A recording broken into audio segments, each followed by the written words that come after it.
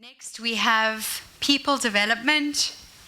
The People Development Group will be taking us through their presentation shortly, so you guys can make your way up to the front and just get comfortable. The mics have been sanitized, and we've just been asked by our tech team, when you guys do speak, please talk into the microphones, just to make sure that that comes through our live stream as well. The topic for this group is as follows. The project group will explore opportunities for investing in ways to uplift the community's capacity to plan for, attract, develop, care for, and retain Jewish lay and professional talent. This project will explore ways to recruit talent onto committees and into organizations to build capabilities, as well as identifying a succession pipeline for both lay and professional leadership.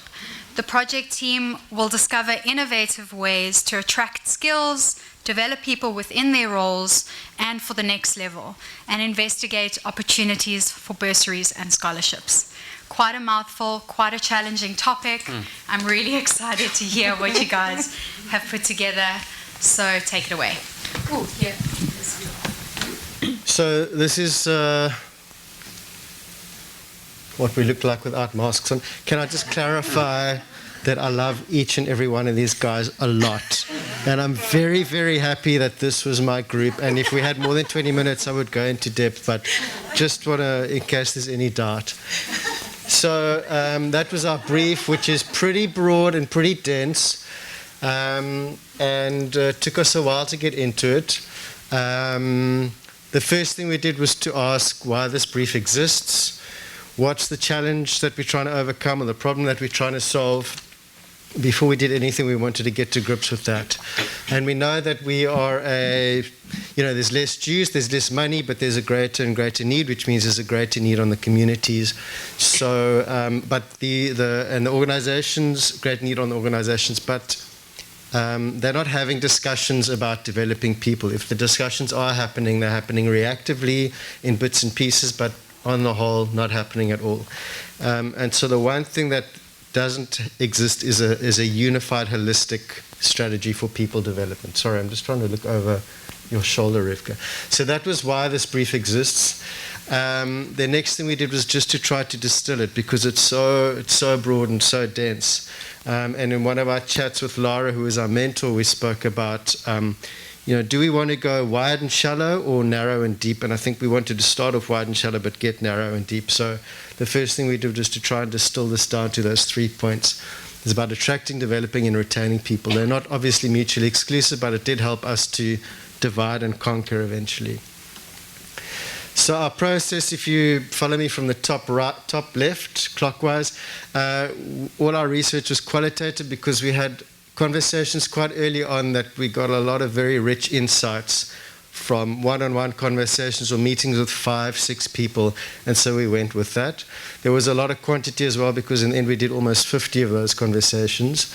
We met every week for about an hour and a half, and then there were about 15 of those qualitative conversations around development and retention, about 30 around attraction, and near the end a focus group of 20 people.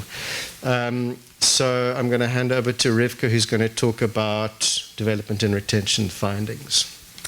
So Sasha and myself conducted interviews with leadership and staff within the organizations, which then led us to the following findings. There are organizations who are facing challenges when it comes to developing and retaining their staff due to the following factors. The inability to deal with change in management. There's a real struggle to develop staff up to leadership skills. Current leadership in some of the organizations are feeling threatened to make space for new leaders to come to the forefront. Staff are being micromanaged. And then employment within the Jewish community organizations are often perceived as sheltered employment, or as we know, rachmonis. That's how it's perceived. There's insufficient funding for training. Some organizations, there's no succession planning. There's ineffective job descriptions. Some people do not really know what their roles are. There's pointless performance reviews, and there's fruitless performance incentives in place.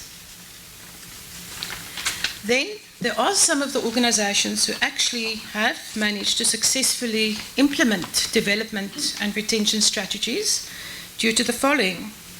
There's new leadership in some of the organizations, which brings proper career development implemented with the employees.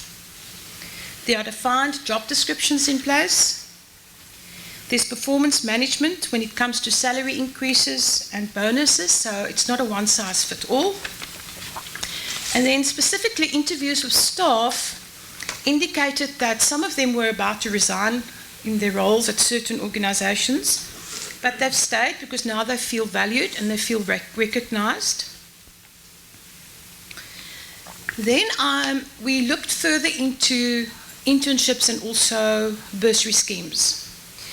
There are organizations who have implemented internships and bursary schemes, and the benefits that they told us why they've done it is that internships can lead to employment in the organizations in the future. By having an intern, you actually test that person for a certain period of time and actually see if that person would be a good fit for your organization maybe in the future. Now, interns also are very helpful when it comes to expand your social media visibility. And then there are staff that are dedicated to mentor the intern. And by doing that, the staff member actually also develops leadership skills. There are organizations who are having challenges actually to implement internships and bursary schemes, and it's due to the lack of knowledge of how to successfully implement an internship, and also this lack of funding for a paid internship or even a bursary scheme. The organizations who have implemented internships and bursary schemes are very willing to engage with the other organizations and helping them and giving them guidance as how to implement internships and bursary schemes going forward. So, I mean, at the risk of oversimplifying all that, the one theme that came through strongly was that organizations develop their people, keep their people, and it kind of sounds intuitively true, but we saw examples of it over and over again. A couple of examples that rely heavily on volunteers. They train those volunteers, so those volunteers stay. They stay for a long time. Examples of individuals who are kind of floundering. New leadership came in, saw something in these people, and they thrived. So, development is not just about bursaries and training and internships. It's also about personal growth and feeling valued. So that was one key theme. The other thing that came out a lot from organizations was that a lot said we struggle to find people, to find new people. And then there were other examples who were kind of complacent because maybe they have a staff of 5 or 6 or 7, people don't leave, so it's not an issue, which goes back to what we said at the beginning. Those conversations happen very reactively. So that really puts the emphasis on attracting people, which is where the bulk of our energy went to. And we thought, what is the one thing we can do as a group where we can possibly have the biggest impact? And that is in attracting young adults. So that's a group of people who they're going to be the leaders in 2040. So obviously a really, really valuable group. And they are they're roughly 15 to 25, but pretty much in there are 3 kind of entry points. They're either in high school, or they're studying in a tertiary institution, or they are in their first jobs or looking for their first jobs. And I'm going to hand over to Janine's going to talk. So Melissa and myself explored attraction. With working in a community and knowing the difficulties of attracting the youth to community and organization, and having kids in the school system and having left, we felt the need to research education as a means to attract learners and young adults to community organizations. If you want to attract people, you need to introduce them to the organizations at an early age. We were very excited to learn of a teen-centric online curriculum developed by Sheila Valentini, a 2018 EOLI graduate. The curriculum introduces learners to the community organizations and develops and grows the learner in the process. We managed to facilitate a presentation to the Herzliers, heads of Jewish life and learning. This was very well received and aligned with Herzlier's values. So with the potential curriculum in place, we needed to find a way to introduce community to the present grade 12s, to community in a meaningful way. This led us to the concept and implementation of a pilot project which we called Community Day at Herzliya, which Benji will talk to. So based on my experience, for 11 years I've been an educator at Herzliya, I can distill the reasons why young Jewish people don't get involved in community down to 3 things. The first one is apathy. It's just not meaningful to them. The second reason why they don't get involved is that they simply don't know. They don't know about their community, and they don't know about the organizations that are out there, and certainly about their need. And the third reason is that young people of these days, they have a different value system, and these organizations may not align to that value system. So they might sooner volunteer for SPCA than they would for JCS or UJC or Tick for Food Bank. It's not to say these learners aren't exposed to Jewish commune organizations, but they are exposed in a superficial and a very short-term way. So, for example, they may go on outings to an organization. They may suffer a bereavement in their family or through their friends, and they'll come into contact that way, possibly through the Chevra Kadisha or through a shul. They might have family or friends that volunteer for an organization. They might run a school collection, for example, or very seldom in high school they may actually reach out to one of these organizations for work shadows. But like I said, these connections are fleeting, they are short-term, and they're fairly superficial. So this is how we came up with Community Day. And what are the goals of Community Day? It's essentially to get our matric learners to really grasp the complexity of the community that they're in, to really try understand on a greater level what are the needs and the demands. And these needs are forever changing, and we've certainly seen with COVID that the needs have grown exponentially and the demands have changed radically in the last year. We also want them to see firsthand what it is to be a leader in one's community, what it takes to be a leader. We also on the day want to try identify leadership potential within that cohort. We want them to form some kind of relationship with a community, just to sow a seed, and who knows where that seed will lead them. Essentially, we want them to walk away with a greater appreciation for how amazing this community actually is, and just get a taste for one or two of the more than 90 organizations that actually exist. And we also want them to understand that there are development opportunities that these organizations offer through bursaries, through employment, through internships, volunteerism, work opportunities, work shadows. There are a lot of opportunities out there, and we essentially want to remove the Rachmanis factor. So Community Day is taking place next Thursday, the 25th of March. It is a full-day online program. Due to COVID, we've had to move online, which actually comes with many benefits. So all of our matrics will be participating. There's approximately 90 of them, and we will randomly allocate all of our matrics to 2 of the 10 organizations that have been invited. So for 2 sessions, each 2 hours long, they will grapple essentially with real life scenarios that these organizations have to go through. This day is a pilot project, and when it is successful, we hope to cast the net wider next year to more organizations. So the organizations that we have chosen basically comprise diverse spheres. There are security organizations, there's those dealing with education, those that deal with politics and social outreach, there are ones that deal with entrepreneurship and the aged. So we have deliberately chosen those key organizations that represent very diverse and widespread columns in our community. So, like I said, we want our matrics to grapple with the real-life, day-to-day scenarios that these organizations face. We want them to brainstorm together in small groups and then come up with their own solutions, essentially drawing on the collective intuition and knowledge that these young people actually have. We want them to put themselves in the shoes of these organizations to fully understand what their challenges are on a day-to-day basis. So this is an online program, and the sessions, each session will be led by an organization representative. So I've touched on the entry points for young schoolgoers, but let's look at the entry points for tertiary education as well as young adults. I'm going to pass on to Melissa. Janine.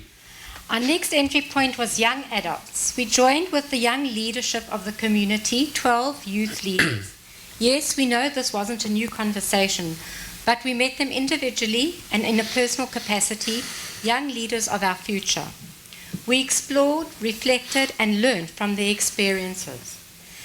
It was about valuing the knowledge of the leaders from very different parts of the community and bringing that knowledge together to support our findings.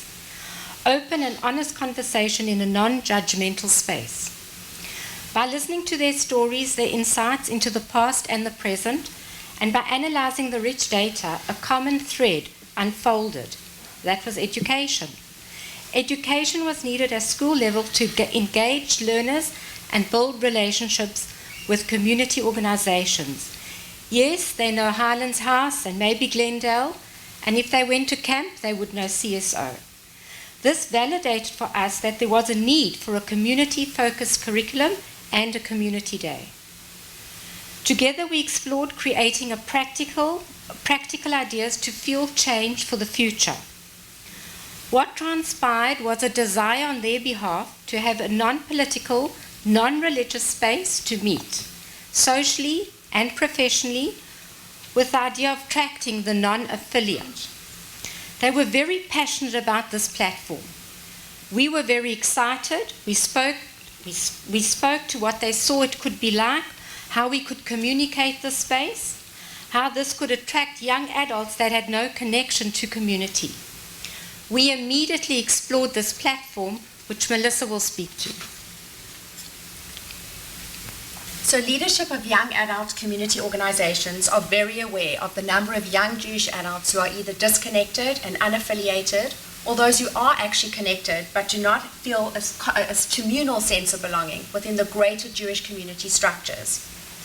So armed with what we thought was a foolproof plan in attracting young adults to the community, we chose to speak directly to the members of young adult organizations.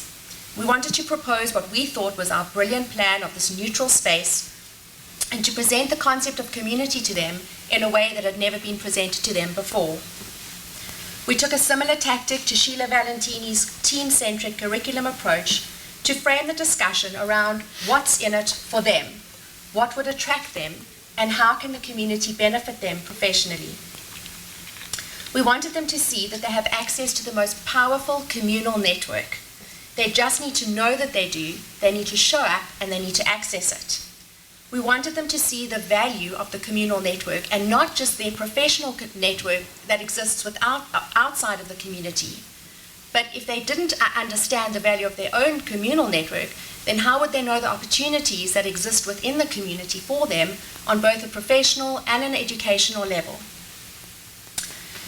So our focus group consisted of 20 participants, and although we pitched it to only the members of young adult organizations, there were leaders of these organizations that asked if they could join as well. And the outcome was not at all what we expected. Now, we do acknowledge that you cannot extrapolate the results of a focus group, one focus group, to the entire young adult population of young adults in our community. But the results are very telling. We analysed our data and divided responses into 5 key areas. The first area that we looked at was education. It became even more evident that perceptions of community and one's sense of belonging are formulated at school. It also became evident that the curriculum needs to evolve and adapt to the needs of young adults as well as to current events, and thereby enable both personal development and social change. The second area we looked at was events. The feeling amongst the majority of the group is that events feel very transactional. Organisers need to be transparent about what the event will actually include in its entirety. Because young adults have access to so many world-class speakers and topics literally at the touch of a button via YouTube and podcasts, organisers need to be very creative and original in their planning and the way in which they curate and market events. The third area we looked at was religion. And it was felt that unless you are religiously or spiritually affiliated, the community does not have much to offer young adults.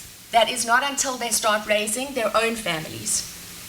Another comment made was that young adults are in a weird limbo after school where there's not enough of a pull from the community.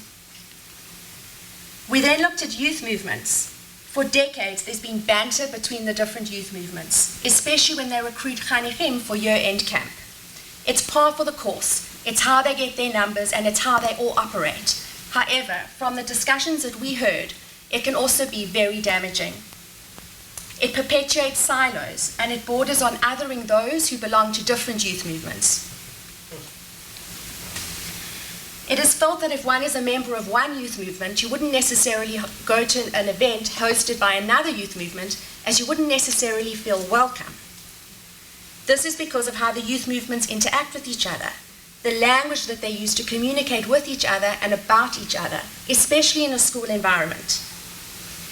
And the perceptions that they have of each other makes Chanigim feel that they're actually pitted against each other. So unfortunately, and then we looked at tertiary and professional careers as our last finding. Unfortunately, the sentiments mentioned in these quotes are felt long after young adults leave the Jewish day school system, and they perpetuate the perceptions that they hold about community. It doesn't occur to them the ways in which the community or access to the communal network can benefit their studies and their professional careers. They see a VAC job in a communal organisation as a handout, an easy option, not something that they've actually worked for. The majority of young adults are not ready to step into the communal space, regardless of how neutral that space is. It just doesn't exist for them, yet. So it's very clear that more focus groups and organic conversations need to happen, and they need to happen sooner rather than later. But it is abundantly clear that succession and thereby ensuring a vibrant, thriving and sustainable future for our Jewish community in Cape Town is more about uncovering and dissecting the needs of young adults in our community, more so than it is about forecasting trends and scenario planning. The young adults that we are targeting are the ones who will be living and contributing to the 2040 vision, or not. And therefore, changing communal culture, perceptions and mindsets is crucial in successfully creating a talent pipeline. There's one more slide if we've got time, but if not, maybe we'll stop there. Reflections. Do you want to wrap up in 30 seconds? Go do your reflection. I don't know if I can do it in 30 seconds. Try. You can 60 maybe. Okay, these are just our reflections. So yeah, we struggled initially to get going, but I think that was just getting to grips with the brief. It was quite hairy, but I think it was quite necessary and was probably a similar experience to the Turkle group. And then we kind of got going quite nicely, and we kind of all did everything. We were all at all the meetings and realized we weren't going to get very far very quickly that way. So, but it was good because we built trust up and meant we could all go our separate ways, which we did. And we all pursued the aspects that were most interesting to us. And even though we came back together once a week, it's the other side of the coin was it did feel quite fragmented. And when we came back just the last couple of weeks to put this together, in fact, the comment was this was the hardest part of of the action learning was putting this presentation together and just making it feel cohesive. Yeah, was that 30 seconds? Well done.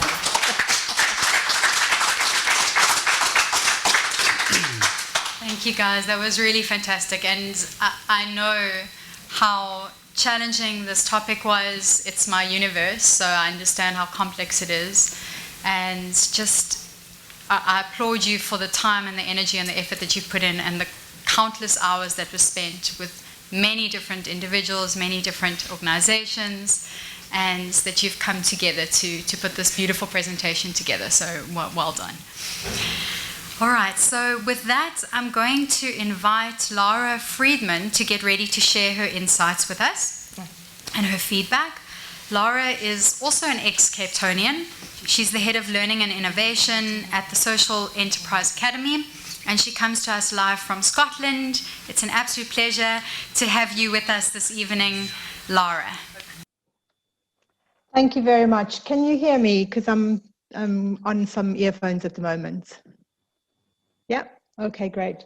So the first thing just to say is it's been a pleasure to be part of this amazing group of people. This team has just been fantastic to work with, and it's been fantastic to see your journey. So it was a difficult brief because you had these three different parts. So what you've done with it, I think, has gone to the nub of what was needed, which was, let's start with attracting people into the Jewish community and then professionalize them once they're in there. There's a couple of things that I just want to say about your presentation. The one is, what I was struck by is that the process you used was dialogue. And we know from a kind of systemic organizational development perspective that dialogue is the most important thing to transform the way people think. So I really commend you for using that methodology. And you obviously had a lot of really intense and good conversations. The second thing is this idea that you obviously created a really safe space for people. And that's not easy to do, because from what you've said from your findings, both what you found around why organizations are or aren't developing people, but also why young people are or are not wanting to come into the Jewish community professionally, you uncovered some things that would have only been able to do if you created a safe space. So I don't know what you did there to create that safe space for people, but whatever you did, again, you did it really wonderfully. So that information came out. I think the other thing that I was really struck by was this community day that you've put together. And that the reason I love it is because we've been doing a lot of work on belonging. What helps organizations to help their staff feel like they belong? And one of the things is that staff feel like their ideas matter, that what they have to say matters, and that their wisdom and intelligence is heard in the organization, so they feel belonging. And what you are doing with your community day is you are helping those young people to feel like they potentially could belong to Jewish organizations, because you are giving them an opportunity to share their ideas, their wisdom, and letting the community, the leaders, hear from these young people. So you're already creating that sense of belonging. So that's really powerful. So I think I have been, blown away by what you're doing. I also want to just talk briefly about you as leaders, because I think what you've shown, and we talked briefly when we first met about eco-leadership rather than ego leadership. And what you have shown is eco-leadership. You've listened, you've been bold, you've changed your ideas, you've invited, other people, young people and organizations' ideas, and you really have listened. So you have shown to be the sorts of leaders that we need. So Kol HaKavod, I'm really excited to hear how the 25th goes.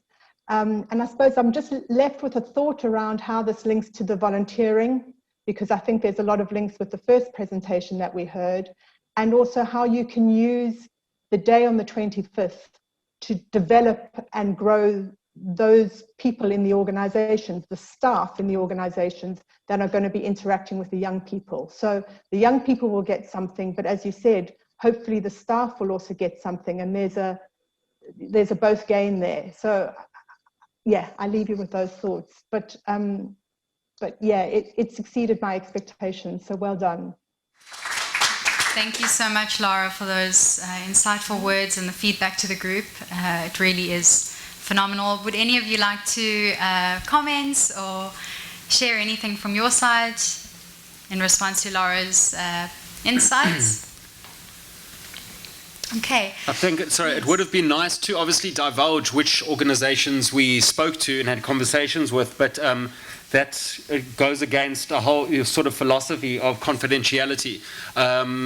Just like was mentioned, they would never have shared and divulged much of what they did had they not felt that it was a safe space. So it was really important for us to create that safe space, and what we got in return was a lot of rich data which we were able to use today.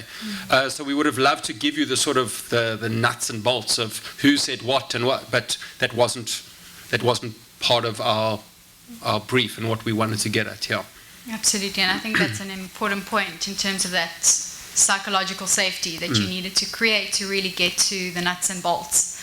Thank you, that's a good point. So is there anyone in the room that would like to share a thought or a comment or a question? Yes. Okay, it's just a comment. After and it's not a nice topic to bring up, but after the Columbine shooting, somebody asked Marilyn Manson, what would he ask the youth who perpetrated this horrible crime? He said, I wouldn't ask them anything, I would listen. And this is exactly what you guys have said now. You've created a safe space where the youth who you want to attract, was able to share freely. So that's amazing to do that in such a short period of time. It's really good. Fantastic, thank you, Leah. And yes, Melanie.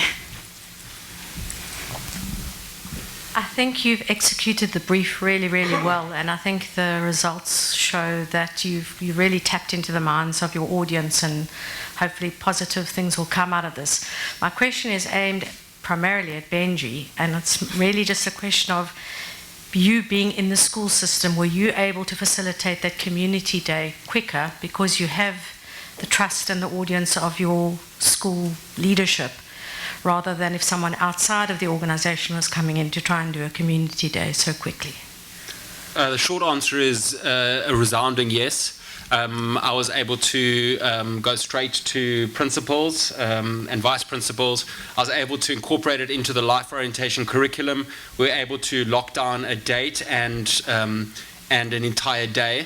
We were able to piggyback on an existing day called a leadership day, which in the last few years has kind of has changed, and so we were able to do that. So without a doubt, my position there at the school really allowed us to do it, to expedite this in a big way. It's very important, because I think that when you want to effect change, again, it's not about what you know, but who you know, and we need to leverage off those ins and those opportunities to expedite and to change mindset. So well done. And if I may say that there was a reason why we sort of piggybacked with the life orientation curriculum, because we wanted this to be sort of irreligious and apolitical, and not for safe space, but not for any sort of, for the kids to come with any previous associations of what our agenda was or what this was all about. So this is part of their secular life orientation curriculum. Great, thank you. We've got one question coming through from Samuel Seif. He's saying, can we possibly do a community day for grades 10 to 12 so that the pupils get an understanding of more of the community's organizations over a 3-year period? So that is, if they would implement the curriculum, the curriculum would start at grade 10. Yeah, so grade 10, 11, it's a beautiful online. So they should really push for that, because that will be a progression. So our main aim was to actually get the community curriculum implemented, and that's why we facilitated the conversation with Sheila Valentini. But we thought, what about the matrics that are currently, it's going to take a few years for that program to be implemented and then for the impact to be felt within the community. So what can we do in the here and now with the matrics that we've got? We don't want to lose that opportunity, and that's when the idea of the community day came about. Okay. Fantastic. Well done. Another round of applause to you guys. That was absolutely amazing. And I see, Leila, you do have a question, but we do need to be very mindful of time this evening. And yeah, for any questions or comments or additional thoughts that you have, let's keep the conversation going because it is so important. And I think what you have to share is really, really valuable. So well done to you guys. I echo what Melanie was saying in terms of influence. And I think it's one of the components that we underestimate about leadership. Each one of us has significant influence that if we leverage and we own it and utilize it in an impactful way, it's just phenomenal what actually is possible. And it comes through in absolutely every one of your projects and topics. You know, how we, the each one reach one, how we leverage the people that we know, the experience that we have to really make a difference. So thank you for that.